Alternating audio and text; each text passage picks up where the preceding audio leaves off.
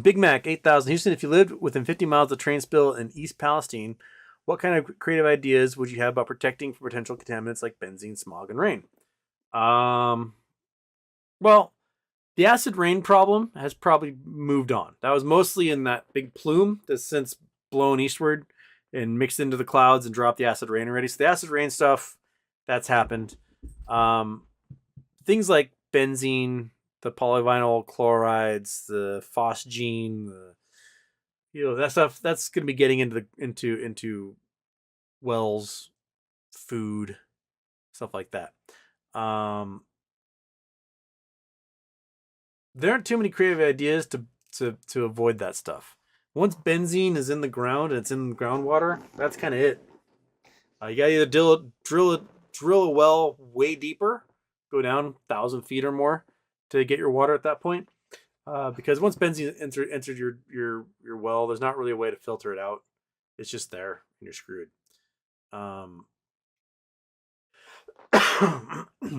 benzene itself, some people said that yeah, there were 2 cars of benzene, but they were mostly empty, or they had been emptied, so they didn't really leak much. But it doesn't take much benzene to enter the water supply to start producing cancers like crazy. Uh, I don't know. I'd measure the particulates. If you're close to Palestine, in within a few miles of that train wreck, move. I know you might not have the money to do it, but I'd just GTFO, man. I'd head west from there, away from wherever the plume was, and just leave.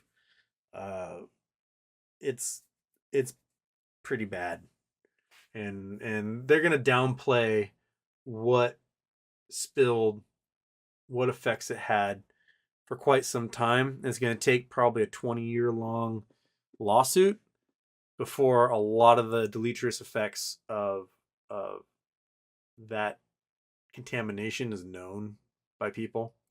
And a lot of the stuff, like the family pets, their livers are exploding, they're dying, or the fish are dying and stuff like that. They don't necessarily have advocates like a human does.